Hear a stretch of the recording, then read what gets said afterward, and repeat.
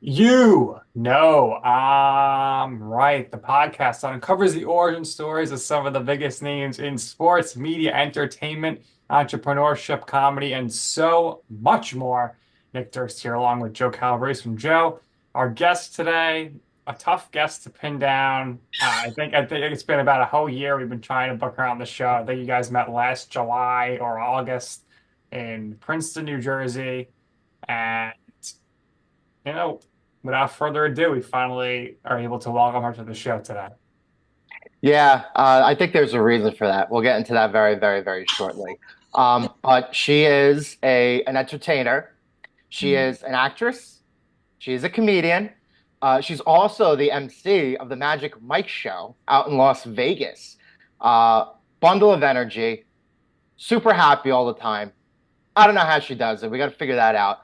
But without further ado, like you said, we welcome Miss Jaclyn Marfuggi Caprio to the program. Jaclyn, we first met last October at Princeton. We'll get to that. But how are you doing today? Thanks for doing this with us. Oh my God, I'm amazing. I like literally couldn't sleep last night because I was so excited to be here with you guys. Like it feels like Christmas morning. I That's mean, good. that's a good that's a good comparison. I think this should be an Right? exciting podcast to get a couple of East Coasters together, and Like think amazing is going to happen. I don't know about you guys because you're in New York, but like I'm living in Vegas and I need my East Coast fix. Like I miss that energy that you guys have. Like even your intros were just like giving me life right now. Cause like you just Yeah. there's a vibe. Do you miss Dunkin' Donuts?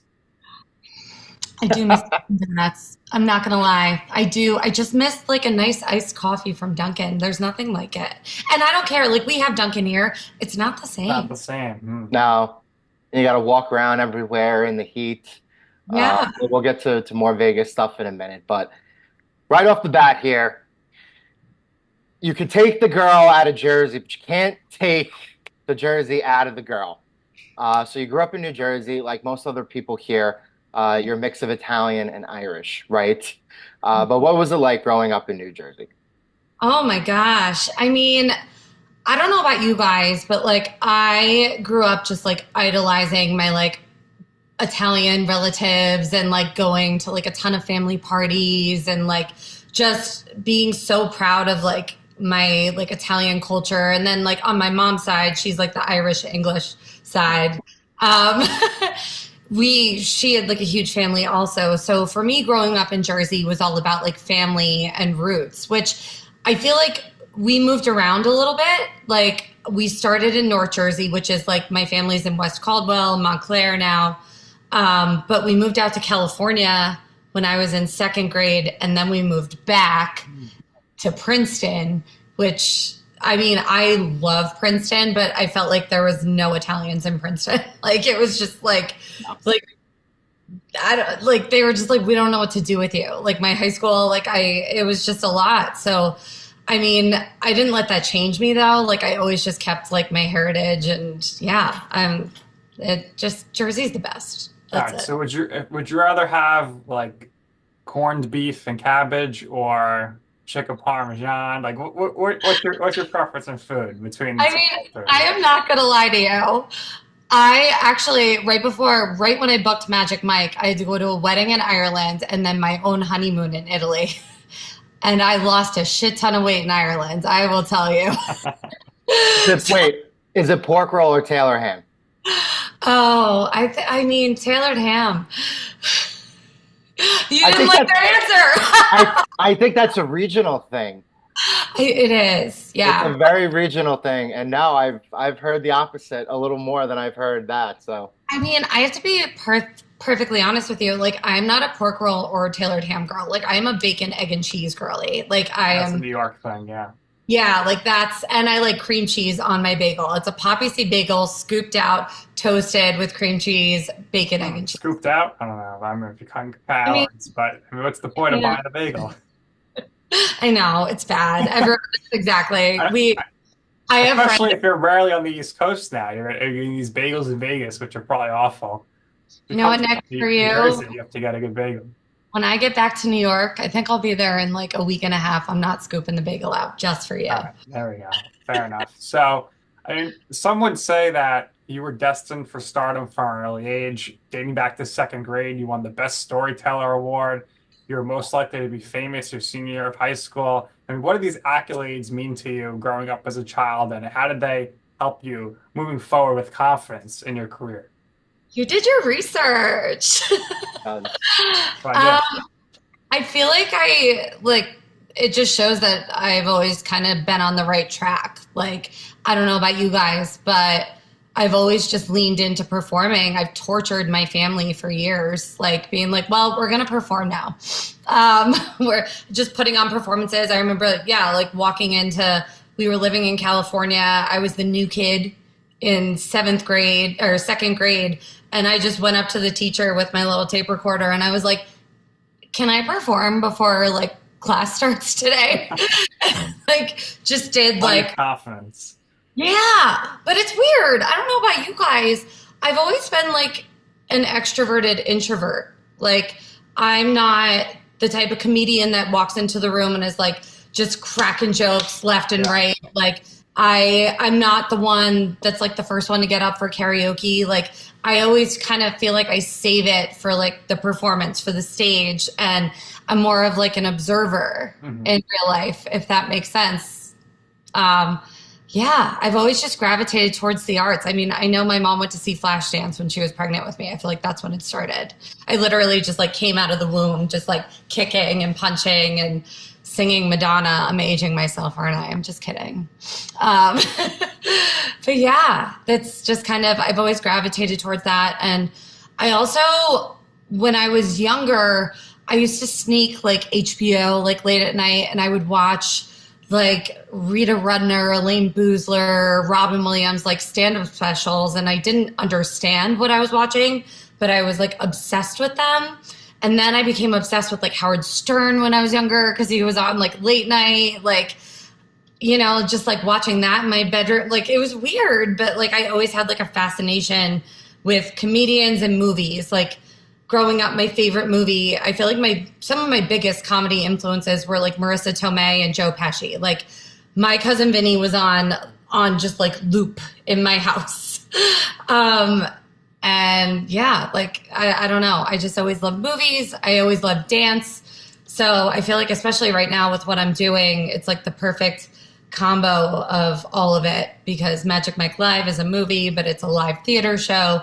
I get to dance. I get to do jokes. It's like all of it. So I guess manifestation is real. I don't know. It is real. Absolutely. I try to convince this Nick all the time. But yeah, so you gravitated to a stage, a live audience. I did drama once upon a time in middle school. That paid off with the podcast Mrs. here. Stein. That's right. Shout out to Miss Stein. She was the best. But you attended Rhode Island. You studied drama and public relations there. So that's when I guess really formal education, you started to pursue this. So how are you active there? What kind of internships did you do there? What kind of opportunities presented themselves to you when you were in college there? You know, it's so wild that you're asking me this. I actually was just sent like a full YouTube video. So I would make extra money like choreographing like theater around Rhode Island, like choreographing like plays. And someone actually just sent me, I choreographed the Broadway show Chicago, only it was in Rhode Island.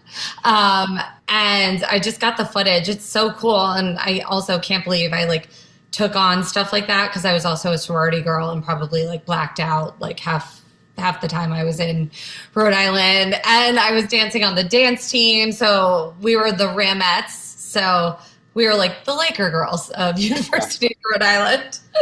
I was there, I think it was like right after Lamar Odom was there. So like basketball, like it was actually pretty cool to be like on the dance team and at the games. It was terrifying because we would have to like sit on the court and to see like all these guys just running towards you was, I've never experienced anything like it. But yeah, no, I would do just like a lot of outside like community theater. I did some charity work. I worked in like a cancer research center, but it was all just like making cold calls. So like it was still like talking to people and like trying to raise money. But yeah, it was always just trying to, I also like for the sorority, I loved Greek Week and I would like choreograph a bunch of dances. We actually won. I feel like my senior year, we did like a medley of like Ludacris, who I also think is a national treasure.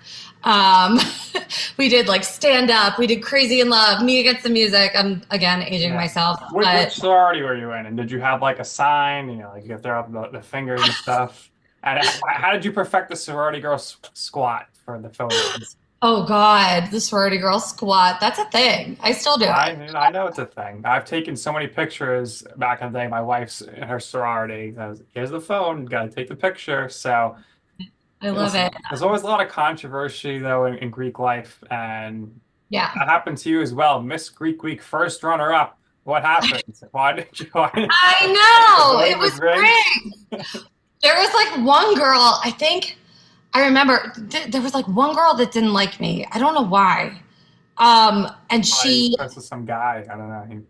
Maybe yeah. You would think it was about a guy, but I think she was jealous. Not gonna lie.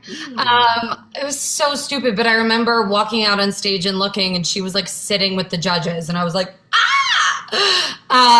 but you guys would be so proud of me. Like I slayed my Miss Greek Week thing. Like my first thing, I walked out to like Get Busy, and I had a New York Giants jersey on and a football, and I took the jersey off. I threw it. My dad was in the audience. I threw the jersey to my dad, threw the football in the audience, and then I had like a leotard and just started doing like fouette, like dance turns and jumps on stage. Like sports, dance, family, like come on. So yeah, I did that. I sang The Rose, Bette Midler's like famous The Rose song on stage. I did that.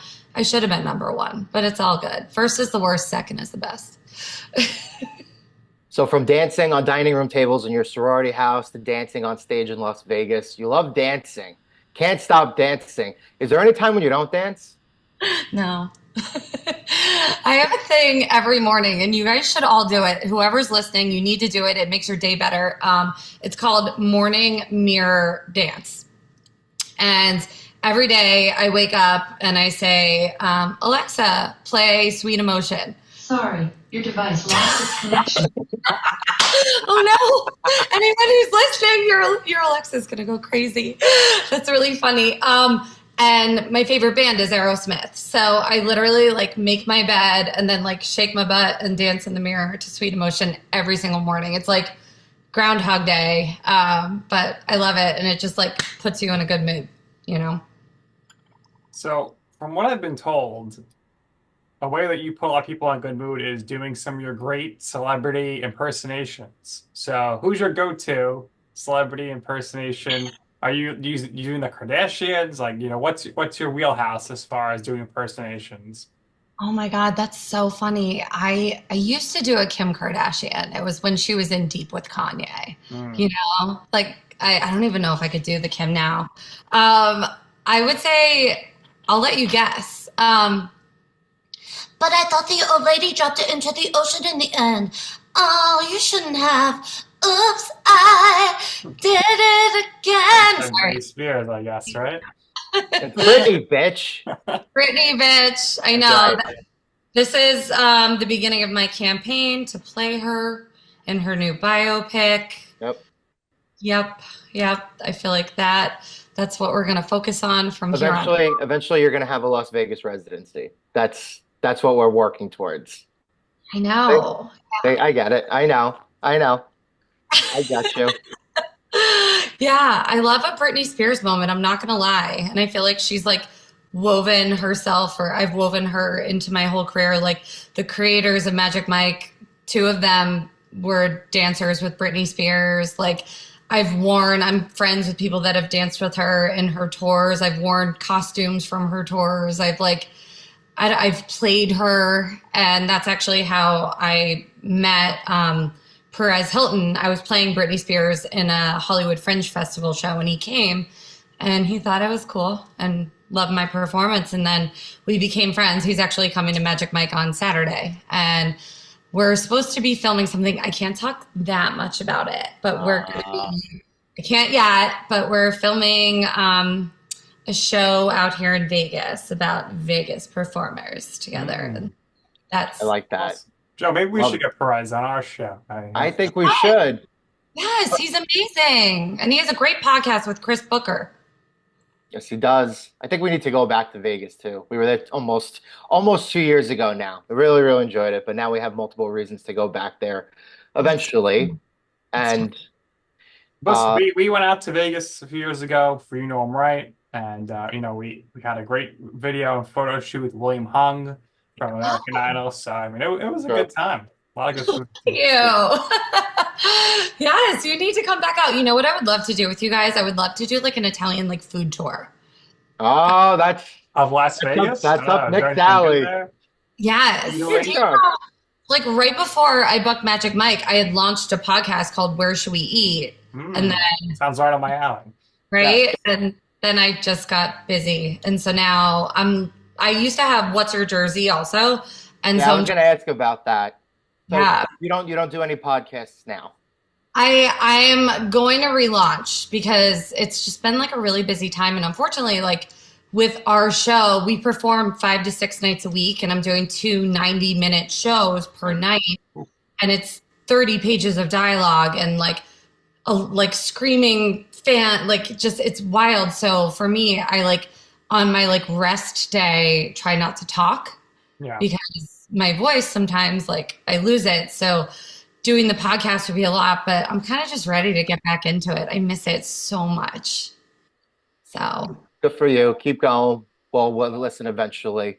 yeah. So at the beginning, you mentioned moving out to California, moving to Los Angeles, right? Chasing your dreams. The West Coast is very different than the East Coast. Los Angeles in itself it's a very hectic city. Everybody's kind of going there for the same purpose. We've had people on the past with us, entertainers, who have been back and forth to East Coast, living on the West Coast as well. So what were, the positives and negatives? Do you like being out there when you are out there? And did you notice a lot of other people were kind of in a similar spot as you, kind of doing the same things you were doing, chasing the dreams, maybe booking gigs and booking shows and stuff like that? It's pretty wild. I feel like we always find our people, no matter where you are. Like before I moved out to LA, I was doing Tony and Tina's wedding in Atlantic City, and I would do that like on the weekends, and during the week I would be going into New York City, and actually I was taking acting classes at Michael Imperioli's theater, Studio Dante. So it was the last season of The Sopranos, like the last 2 seasons was when I was there, and Michael Imperioli was my teacher, Sharon Angela was my teacher, Vince Curatola, Michael Rispoli, and we'd have guest teachers come in, like John Voight would come in, and Robert Eiler would come in. Like it was like a big Sopranos family. And I remember sitting outside with Sharon Angela because I had decided, you know what, like I want to make the move to LA. I had a friend who had a place in LA and she was like, come live with me. And Sharon was like, you can always come back. And that advice always kind of stuck with me, that it's not final. Like you're not just moving to LA and like, that's it.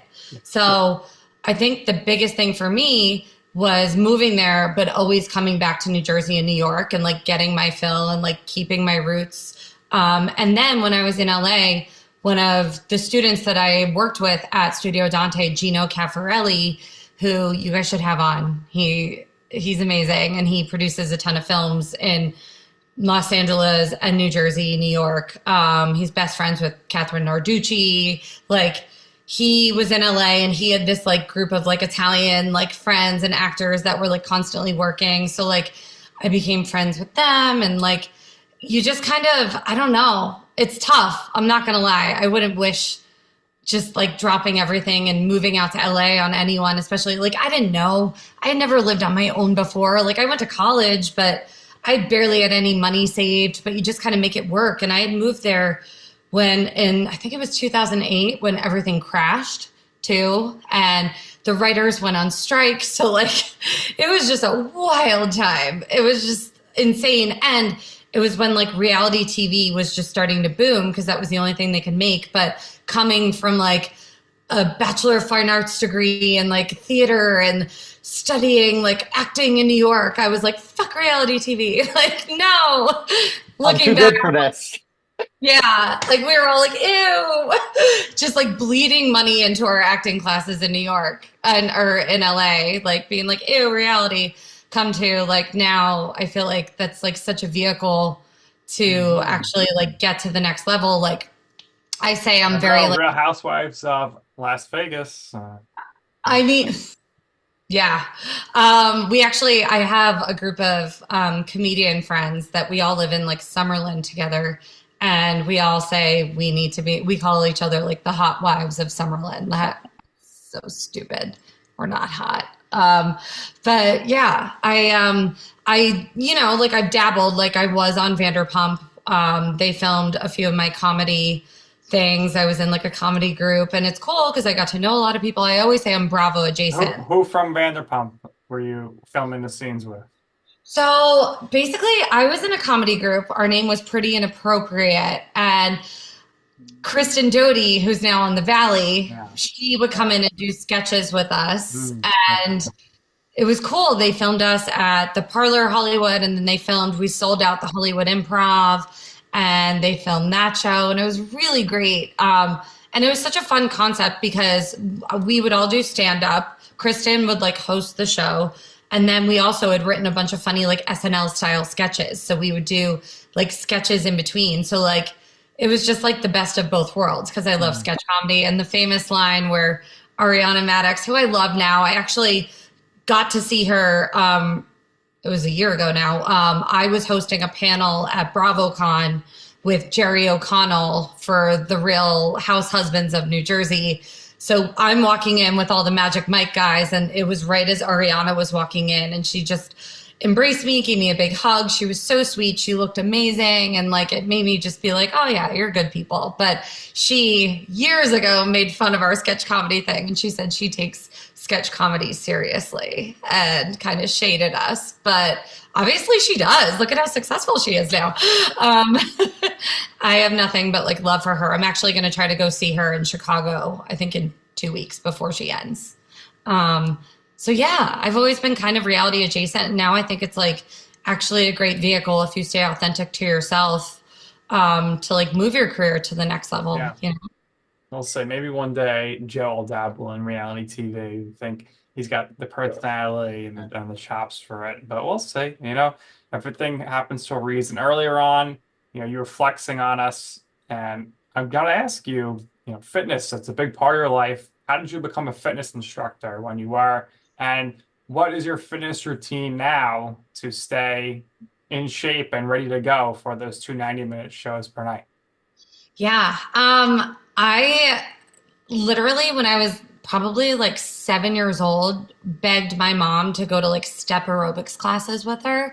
So I don't know how she finagled it because I'm sure it like was against all the rules at any gym she went to, but I would go with her and I would be like this little kid in these step aerobics classes. I'm sure your moms took classes and did all the stuff in the 90s, or the early 2000s. You're probably younger than me. But yeah, I just a lot in the 90s. Okay. I love it. I just grew up going to classes. I was obsessed with like fitness videos. Like when I was little, I had like Cindy Crawford's like workout video, and who else had Jenny Garth from 90210, Jane Fonda. Like I loved like Darren's dance grooves. He had like he did like all the NSYNC Britney choreography video. Like I loved doing all that. And I don't know, for me, like even with writing jokes, like I have to like listen to like, I have so many memories of like running along Sunset in LA, listening to like Watch the Throne, Jay-Z, Kanye. And like, that's where I would get my ideas for jokes. Like for me, when I'm working out, I also have to keep my phone like right next to me because that's like my note section is just always like, that's where I write like so many premises. And that's, I don't know, there's something like freeing where like like lets me think of like the funny shit that happens in life every day. For some reason, that's like where it is. So for me, fitness is like therapy. And yeah, I was working in LA and I filmed a bunch of fitness videos for like Crunch Fitness, which the names of the videos now, it was called the Eroticize series. What? Like, that should not have been a thing. But it was all these like sexy like workout videos that were awesome. So that was kind of my first like foray into like fitness in LA. And then I got certified to teach Pound, Rock Out Workout. And it's like workouts with like drumsticks. It's so badass. It's so fun. It was great for like your arms, legs. I feel like I could be a drummer now because of it. Probably. And then I got certified in Plyo Jam, which is like, and I think honestly, the reason why I can sustain the energy to do 2 90-minute shows back to back with Magic Mike. Plyo Jam was like 60 minutes long. It's like 15 songs, 15 dance routines. It's plyometrics. It's just like all the things. So it's very high energy. And I mean, I love them. Actually, the Plyo Jam creators, Jason Layden and Stacey Beeman, are flying out to Vegas in 2 days to come see Magic Mike, actually, for the first time, which I'm very excited about. But we got to film with James Corden and BTS for like carpool karaoke. Like, we got to do like a lot of cool stuff with Plyo Jam. So yeah, it's always going to be a part of my life. I feel like fitness and like staying just like healthy and active is so important, you know? So Sure. So how did you land the Magic Mike MC gig? And what was it like a few weeks ago doing the show with Channing Tatum? Ooh. It was really cool to have his energy like in that crowd. Like, you obviously, with him, I got to like sit next to him and our creator Allison Falk for like the like whole like kind of like finale ending of our show. It leads up to Pony, obviously. And he was just handing Allison and I like bricks of pink dollars and just making it rain. Like, he just loves the show so much. It's absolutely wild. And it was really cool to like get to see him. Like, the crowd didn't know he was there because he was like sitting like kind of like in the back. And then all of a sudden, like when we did like encore, he just had to get on stage. Like, he just like ran through the crowd, jumped on stage. It was so cute. He was doing like pirouette, like little ballet turns. I was like, oh, okay, Chan. And it was just like such a special moment. Like, you could see like how hyped up all the guys were. Like, it just like, I've never really experienced energy like that in a theater before. Like, it was so meta. Like, it was just like watching the movie really come to life, you know? And he just loves the show so much, and he's so sweet, and he's just really cool. But auditioning, it was funny. I've told this story before. I was in LA and I had just auditioned for Yellowstone, for Sylvester Stallone's show, The Tulsa Kings, and for everybody loves it. Everyone, did you guys see it? My mom and my grandmother watch it every week. They enjoy it, the hell out of it. Love it. I'm here for it. Hopefully, maybe second season they'll cast me. But basically, I had just auditioned for those 3 things: Tulsa Kings, Yellowstone, Magic Mike. And I had gone to the callback for Magic Mike. It was in person in Los Angeles. And I had been put on hold, which that it kind of means like it's like between you and like one other person. I've been put on hold for Yellowstone and Tulsa Kings. And so 2 weeks had gone by and I had not heard anything from like all 3. And I was just like, you know what? I think maybe it's time to just like move back to the East Coast and like do stand up in New York and just like leave LA. And I remember walking into my living room and looking at my husband and being like, I'm done with LA. I can't do this. I'll move wherever you want to move. Like, let's go. We had to go to this wedding in Ireland. Let's go on our honeymoon in Italy. And then let's get the fuck out of LA. I'm done. And he ended up flying to New Jersey. I was supposed to be flying to New Jersey to meet him. And then we were going to go to Europe. And the next day after he left, I got the call for Magic Mike. And they were like, we need you to move to Vegas in a week. And it was just like, what? Yeah. So it's just kind of wild. I feel like Molly Shannon's talked about this in her book, where like you really think you hit rock bottom and the universe is like, no, bitch, like you're not done yet. And that I truly, authentically felt like I was just like done. Like I couldn't do it anymore. I couldn't take any more disappointment. And when you're not meant to quit, I think that's when the universe is like, wait a second, hold on. And it pulls you back in, because that happened, I think, with SNL for her. She was just like done. And then she booked it like a week later. So I'm not saying go around and say like, I'm done. Like, I think it really has to be like a true thing where you're just like, I can't do this anymore. I've spent 10 years trying to like make shit happen and work hard, and it finally paid off. So my agent and manager were able to like negotiate me being able to go on my honeymoon. So I basically flew from Italy to Vegas and just like started Magic Mike. It's wild. So That's the dream. Totally the dream. But there's an expression that the bounce back is always bigger and better than the setback. In this case, for you, you got to move to Vegas, the Jersey girl slowly becoming the Vegas showgirl. Living Joe's dream of living in Vegas. I'm so jealous. I love Vegas. hey. I loved it. I just the dry desert heat. That's for me. There's a nice, really great mix of everything to do. I have family out there, so hopefully I'll be out there again in time. But for you, you flew from Italy to Vegas. You started immediately. Probably took a little getting used to settling in. How long did it take you to get settled into the whole, theatricality that comes with Las Vegas? It's wild. It's funny because you think Vegas, you think I'm like out here like partying all the time. And like that was like the biggest misconception, because like my show, I treat it like it's like I'm literally going into like play football every day. Like I treat it like I'm an athlete. So like I wake up, I go to the gym, I come home, I'm meal prepping, and then I'm saying all my lines. I'm like getting ready. Like, so there isn't partying. We don't drink before shows. That's like zero tolerance policy. So like 5 to 6 nights out of the week, I'm not doing Vegas. And on my day off, I'm so tired, I'm not really doing Vegas. But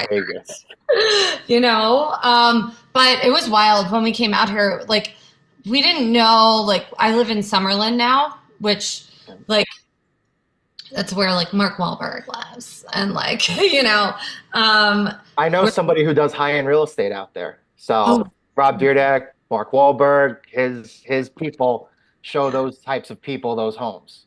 Oh, I love that. Okay, well someday maybe I'll need their expertise.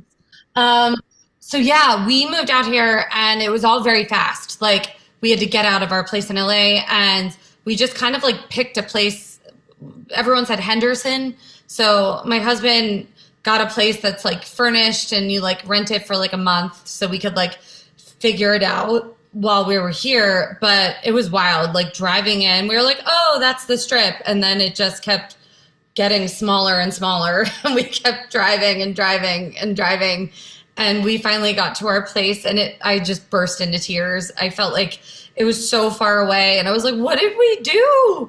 And there was like weird people, and I remember walking into like our bedroom, and it was on the first floor, and the sliding glass door was like broken, and I made him go to like Home Depot and get like bars for the windows, and I was like, we're gonna get murdered. And like it was just awful, because I went from like living like in this beautiful condo in West Hollywood that was like walking distance from the Laugh Factory and the Improv and Chateau Marmont, and I knew everything, to like, it felt like literally out in the middle of nowhere. The cast would make fun of me. They're like, have fun driving to Arizona tonight. Like it was so far out by like Lake Mead. Like it was just too far away.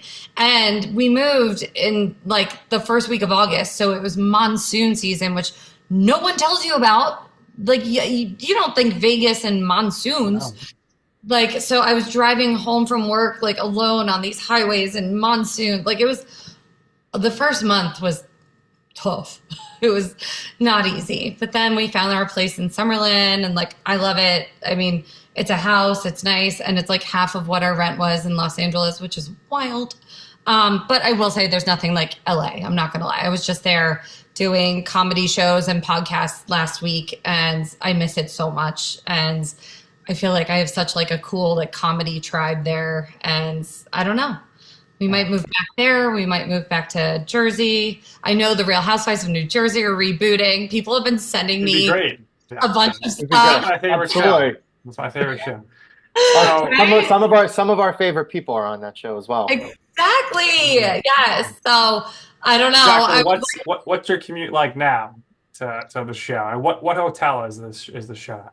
So it's actually pretty convenient. We live like a block off of Sahara, which for me, our show is at the Sahara Hotel. So it's like a 22-minute drive just straight down Sahara. And I just go straight to work. So it's not bad. Now, I mean, we're mentioning him all this whole episode. The guy sounds like a saint. Your husband, where did you meet? And how is he? Like, he was like, all right, let's do it. I'm going to Vegas. Like, he seems like a very supportive guy, willing to just do whatever it is to make you happy. So talk to us about your prized possession, your husband. Oh, prized possession. He is. I don't like to tell him that. You got to keep him down a little bit. But yes, he is a prized possession. I do feel very lucky. It's pretty wild. The way we met, he's a television producer, and he was producing Nikki Glazer and Jim Jeffries TV shows for Comedy Central. And he was backstage at a taping of when Chris Hardwick was hosting at midnight.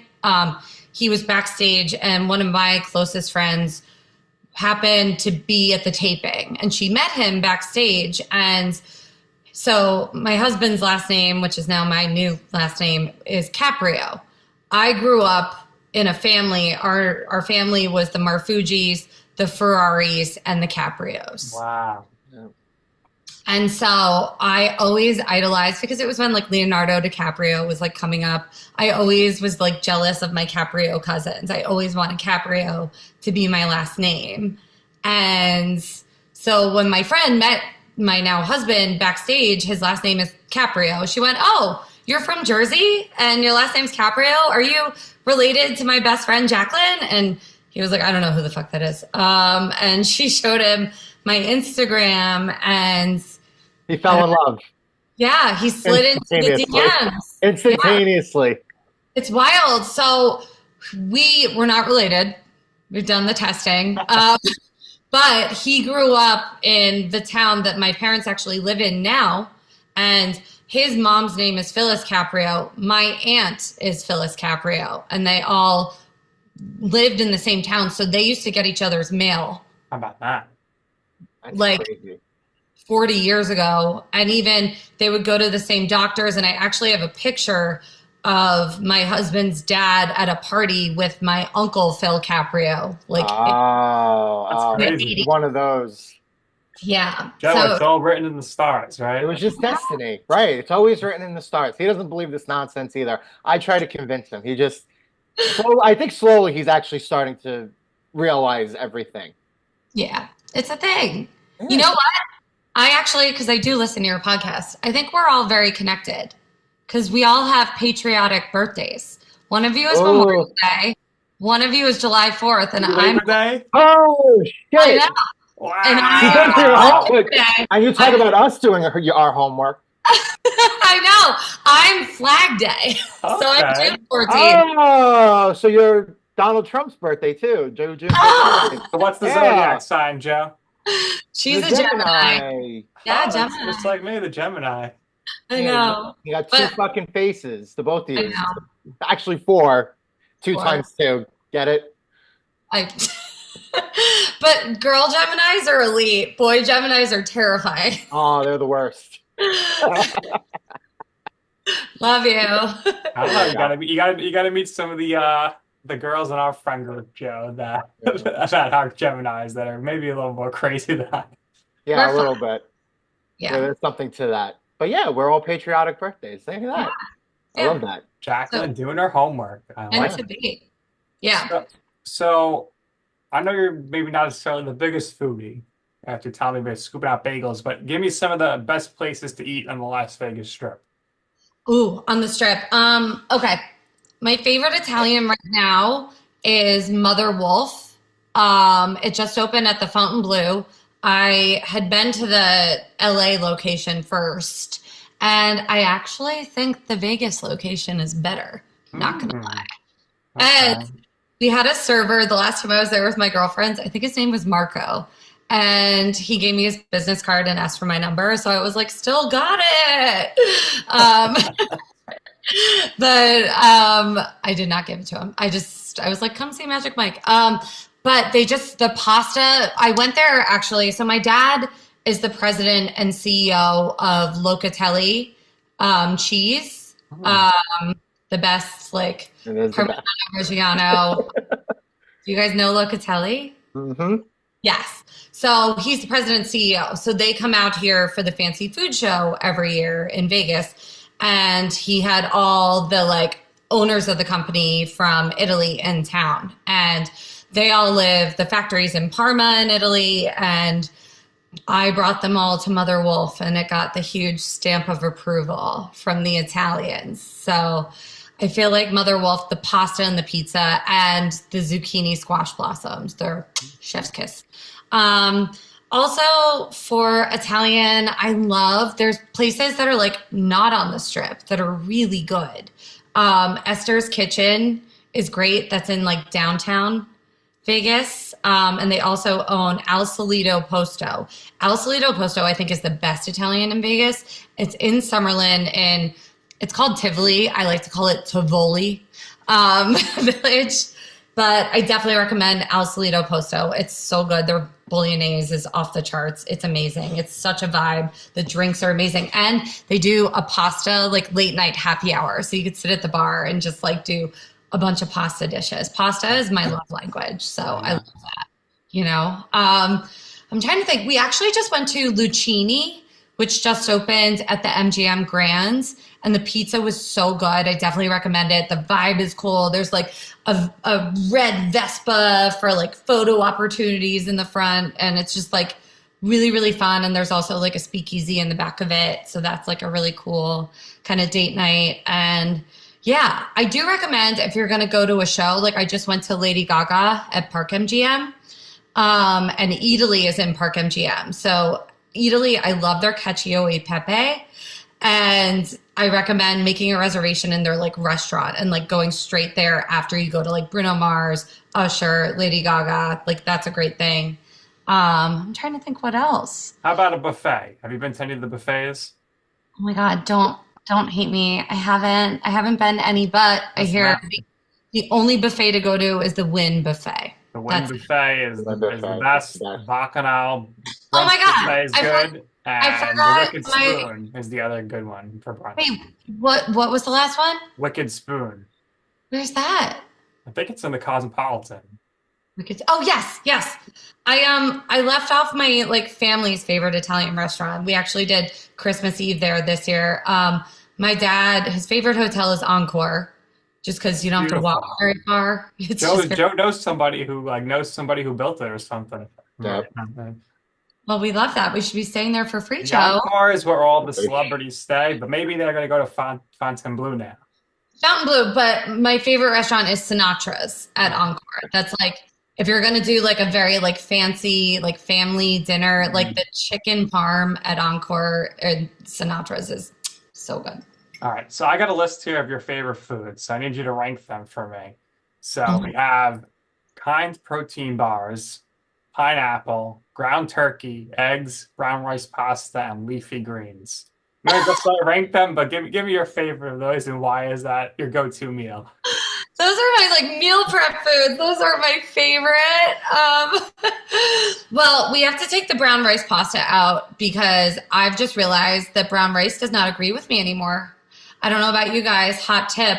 I was like feeling like very like bloated and I was just like, what? I was like eliminating food and I figured it out. It was brown rice. So now I actually switched it to jasmine rice and I feel like I've like de-bloated completely. Okay. So for some of you out there who think like brown rice, meal prep, like it's, I don't know. My body doesn't like brown rice anymore. So that can be at the bottom of the list. What else did Kind bars? You know what? The Kind bars, I've kind of stopped with the protein bars, to be honest. That can go at the bottom too. I feel like I'd rather just like meal prep and like eat like actual food, you know? Uh, So that can be on the bottom. I love leafy greens. I try to put greens into everything. What I've been making right now, which like my Italian uncles and grandfather would probably roll over in their grave, my like go-to easy meal that I make like when I get home, because I don't really like to eat that much before shows. So I'll put like jasmine rice and then I'll pour some Rayo's spicy vodka sauce on the jasmine rice and then spinach. And then I make like ground turkey with like locatelli cheese and some fresh mozzarella and put it in the microwave. And that's my like after show not meal bad. lately. Not bad, Joe. That, Not bad. yeah. Joe Yeah. apparently makes the best vodka sauce. I do. That's the truth. And I make an excellent baka pie, like the best. Like seriously, I made it once about like a year or so ago for a group of friends, and they all came up to me and they were like, "Oh, this is better than this place, this place, this place." Because we live on Staten Island, so great Italian restaurants, a lot of great pizzerias. Um, Most of them are probably in Jersey, but like of the five boroughs, it's like Staten Island, you know, some places in the Bronx. But hopefully, you know, one day you'll be back here. See, it's the phone confirmation. Yeah. I make an excellent vodka pie. That's what that's about. But let's get back to you because we wanted to ask about working in stand-up comedy. Now, it's given you the opportunity to meet your husband. It's given you the opportunity to meet all these amazing people. You've had the opportunity to work with some of these amazing people. Right. And that's But how you it's met Joe, through stand-up. through stand-up Yeah. comedy. Catch a Rising Star in Princeton, New Jersey. You were essentially the MC of the show, and our friends Mike Marino and Joey Gorga were there, and everybody was excellent that night. So had such a great time. That's where we first met. So again, at a stand-up comedy show. But there's this process to it, right? It's deciding that you want to do it. It's writing material, finding inspirations for material. It's getting over the initial jitters and having the confidence to be on stage, to do an open mic night, to eventually go from being up there for 2 or 3 minutes to 15 minutes, half hour, to do a whole routine.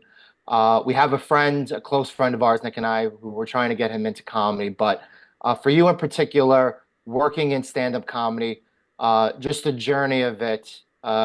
At any point, again, did you want to quit? You know, and so just talk about the entire process of it and how rewarding it is, you know, once you fulfill it and once you actually make it. Oh my God, there's so many things. So when I first moved out to LA, I answered a Craigslist job listing and I didn't know what the job was for. It was for a cocktail service job. And I remember going on a hike at Runyon Canyon right before I went in for the interview. And I remember my favorite comedian, like when I was like in college, I went to University of Rhode Island. I love Dane Cook. Like he is like what I grew up like listening. We would drive from Jersey to Rhode Island listening to his like comedy albums, his CDs. And when I was hiking on Runyon, I was kind of feeling like I was at like a rock bottom moment. Like I didn't have a job in LA and he walked by me on Runyon and I was like, oh, Wow.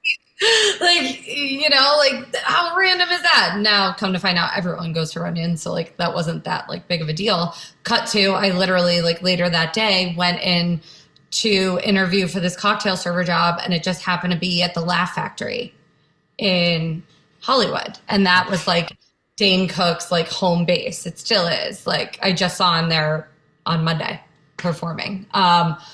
And so it, again, like all this like weird, like kind of manifesty like stuff. So I ended up just being, I never thought I would do stand up, but one of the best things, which you should tell your friend who's getting into it, is immersing yourself in the comedy club environment. Like so many of like the door guys at the Comedy Store are also comedians. The best school for comedy, I think, is being there every single night and seeing it. So getting to work there, I got to see like Dane, I might have dated a comedian or two. Are you lying?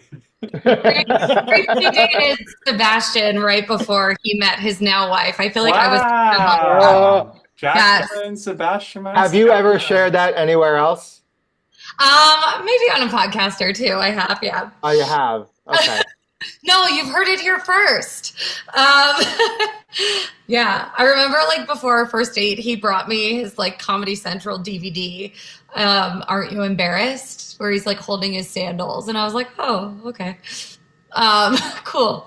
He was great though. He's someone also who I feel like is like an introverted extrovert. Like on stage, he's like this huge, larger than life version, and then he's just like chill. Love him. Basically, yeah. So I think working in the comedy club I think I worked there for 2 years, and it was cool. Like so many cool people have worked there. Like I think Jennifer Aniston, Jennifer Lopez, like there was a lot of like great people that came through, and that's how I got to meet so many comedians, which eventually later on I started producing comedy shows. Like I had a show called Holy Cannoli Comedy that was like a big success, and that experience working in the comedy clubs made it easier for me to book comics because I knew so many already. Yeah. And then as a bucket list thing, I always loved Chelsea Handler. She is from Livingston, New Jersey. That's where my parents grew up. They went to high school with actually her brother, Roy Handler, who I've met. He was very nice. He's a chef. I loved her, and I knew that she had taken this stand-up comedy class called Pretty Funny Women, run by Lisa Sunstedt, and it's still a class. She still produces a ton of shows. And for women, I feel like it's a great way to get into stand-up comedy. So I took this class, and you end up having like a 5-minute set. You have a showcase, and it was a bucket list thing, kind of, because I was an actress out in LA. I wanted to be doing sitcom work. Like I grew up loving the TV show Friends. Yeah. Rachel. So yeah, I mean, you've done it all in your career. Comedy is more of the newer thing, but what's your favorite thing to do? Is it act, sing, dance, host, or comedy? Oh God, that's tough. That's a tough question. I mean, I love all of it, and I would love to do all of it. I actually have written a script called Meatball Salad that kind of involves all of it. Okay. And I think the next biggest goal for me would to be kind of having like either a variety show or get that show picked up. Exactly. That's like the number one goal right now. I've always wanted sitcoms. I feel like are kind of tough. Like the 90s sitcoms we like kind of grew up with and the early 2000s ones. It's evolved. I would love to bring that back because I love a live studio audience. Like it was so great. Yeah. So that is my ultimate goal and dream, to try to put that out there. Acting is my number one. I do actually have a movie. I just got a ping on IMDb, actually. The cast list just went up for a movie that hopefully I'll be shooting soon. It's called Old Fellas.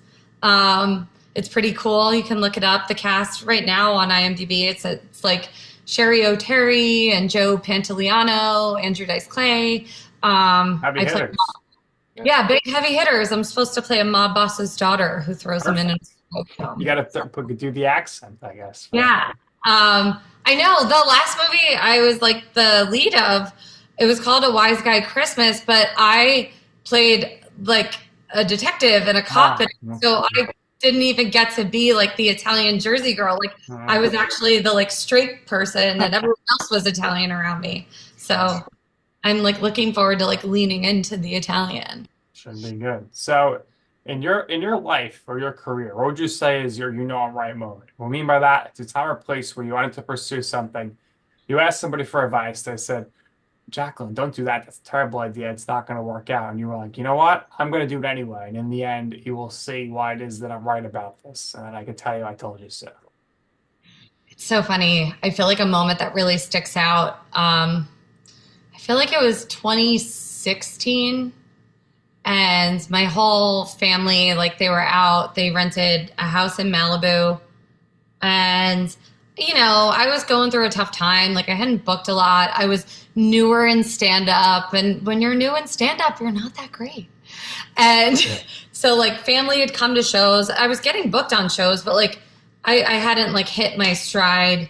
I think I was like cocktail serving and bartending and like just doing all the things you do in LA. And I remember, I think it was like my uncle and my dad, like on the deck, we were overlooking the ocean. And my dad was basically like, I think you need to move back, like home. Like, I think it's time. Like, you have no money. Like, I'm tapping out. Like, and I just looked at my dad and I said, give me one more year. Please give me one more year. And I remember within that year, I booked, I think I did a comedy tour overseas, and that's where I met Jill Kimmel, and I got to perform in Turkey, Egypt, Spain, Jordan, and that kind of opened up like a whole nother level of doors for comedy. And that's when like I started doing Holy Cannoli comedy. I got to film Vanderpump Rules. It all kind of like stacked. I started my podcast. I met my husband. Like all of that happened that next year. Wow, I've never thought about that actually. That happened. I always say the good things come to those who wait. So. True. Oh, Perfect. Yeah, it kind of, I again, something inside me was like, I'm not ready to give up yet. And, you know, it hasn't been easy, but I don't think I would like change much. I would change. I feel like you move out to LA and like I was 23 when I did. And I think it was very easy. It was when like The Hills was filming and I was doing bottle service at the Playboy Mansion. And like you get caught up, like it became like more important to know like club promoters. Like, and I wish I had focused more on like directors and actors and like didn't get caught up. But who knows? Like I met such cool people and like worked my butt off, and like I don't know. I think it all adds up to like where I'm at now. So Absolutely. Everything happens for a reason, like we mentioned. Jaclyn, we really, really appreciated this. Amazing podcast, amazing stories. Like I mentioned before, Nick and I, we have to get back out to Vegas soon. But if you're ever in New York, please reach out to us beforehand. Let us know. Plenty of places to go out. With you down the Jersey Shore with her husband. We're gonna be at the Jersey Shore in like a week. I cannot wait. I like haven't had a summer, so get ready. Like, all right. Well, you let me know. Marfuggi Caprio takeover. I can't wait. But please let me know. But anyway, like I said, this was really, really great. We appreciate your time. We always give our guests here the last word. So if there's anything else you would personally like to share or promote for yourself that you haven't already, by all means, go ahead and do so. You know, we wish you the best of luck with your career moving forward. But please, you know, if you're in town and you're down the shore, I went down there for Memorial Day weekend. I've only been down there once since, so I would love to do it. So let me know. But anyway, last words. Thanks. You got it. I will definitely let you know. I want to just say, like, thank you. Grazie mille for having me on. I love this. I'll come back whenever you guys want. And you should be doing live shows, and I would love to be a guest. Yeah, we want to do a live show. Maybe you could talk to those people at Catch a Rising Star who are ignoring my emails. Ooh, oh. I mean, I'll come back on another time. I've had some stuff with Catch a Rising Star. They kind of screwed Joe Gorga and I over with Brad Garrett's Comedy Club out here. Oh, yes. I know that story. That was awful. That was one of like top 5 like worst days ever. Like terrible. So I don't know if I'll be calling them anytime soon. I don't know. I do love them. I love the club. I grew up going to that like hotel because I grew up in Princeton. So maybe we can make amends, but I don't know. That was a tough one. Yeah, I mean, that was a big scandal. We don't have to get into that. No, I guess any press is good press, though. But yes, help your name right, get out there. But yeah. I do agree. The You Know 'em Right brand, the way we do things, is perfect for an audience. We can have people from reality TV, comedy, sports. It doesn't matter. We can get the audience. Word of advice that has really helped me, especially in this whole Magic Mike journey and auditioning and everything, is that no one is you and that is your superpower. So you always have to lean into your authentic self. Whatever makes you you is the best part about it. And like, that's how you're going to succeed. You know, don't follow the trends, like be the trendsetter. And so that's like my number one thing. And yeah, just follow me at Jaclyn Marfuggi on Instagram, on TikTok. I'm a little more silly on TikTok. I like to just put whatever out there. I think it's at the Jaclyn Marfuggi on TikTok. And yeah, I have some movies and shows in the works. So my run at Magic Mike is coming to an end soon. So I'm excited for the next chapter, to be perfectly honest. There you go. All right, that's going to do it here for this episode of You Know I'm Right. For our very special guest, Jaclyn Marfuggi, for my co-host, Joe Calabrese. I'm Nick Durst, and this has been You Know I'm Right.